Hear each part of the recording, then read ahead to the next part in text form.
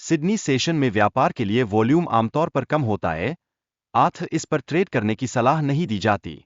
इस समय daily candle की शुरुआत होती है, जिससे बाजार में मैनिपुलेशन की संभावनाएं उत्पन्न हो जाती है।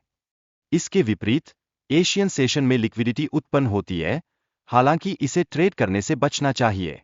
इस सेशन के दौरान बाजार की दिशा का निर्धारण महत्वपूर्ण होता है, जो भविष्य के मूवमेंट्स को प्रभावित कर सकता है। लंदन सेशन में ऑर्डर्स को प्रभावी ढंग से खाया जाता है और लिक्विडिटी स्वीप होती है। यह सेशन सामान्यतः उच्च वोल्टिलिटी और रिवर्सल्स के लिए जाना जाता है, जिससे ट्रेडर्स के लिए चुनौतीपूर्ण स्थिति उत्पन्न होती है।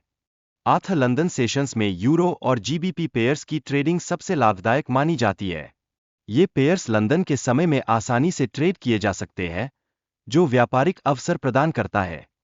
न्यूयॉर्क सेशन में सर्वाधिक वॉल्यूम और लिक्विडिटी होती है, इसलिए यह समय व्यापार में अधिकतम वोलाटिलिटी प्रदान करता है, जो संभावित लाभ के लिए एक अनुकूल वातावरण तैयार करता है। एशियन सेशंस का ध्यान रखना अत्यंत आवश्यक है, क्योंकि ये लंदन और न्यूयॉर्क सेशंस के मूव्स पर प्रभाव डाल सकते हैं। एशिया के मूव्स का अध्ययन करना महत्वपूर्ण होता है। सिडनी और एशिया का ओवरलैप एक अत्यधिक महत्वपूर्ण समय होता है, जहां व्यापार में गतिविधि की मात्रा बढ़ जाती है।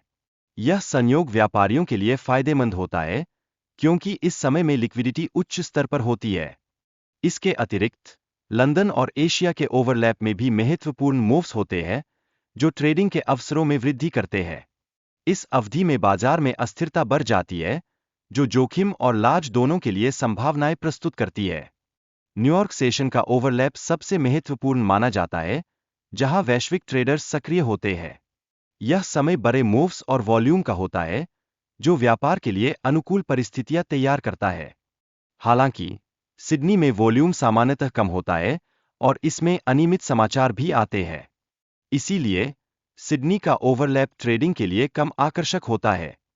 लंदन और एशिया का ओवरलैप लिक्विडिटी को बढ़ाता है।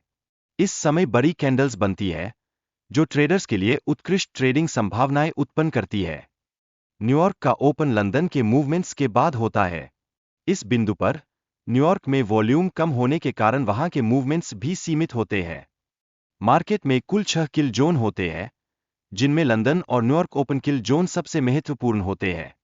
ये किल जोन ट्रेडिंग के लिए अनुकूल समय प्रदान करते हैं, जिससे व्यापारियों को लाभ होता है। लंदन ओपन किल जोन का समय 3 AM से 5 AM पाकिस्तानी समय होता है।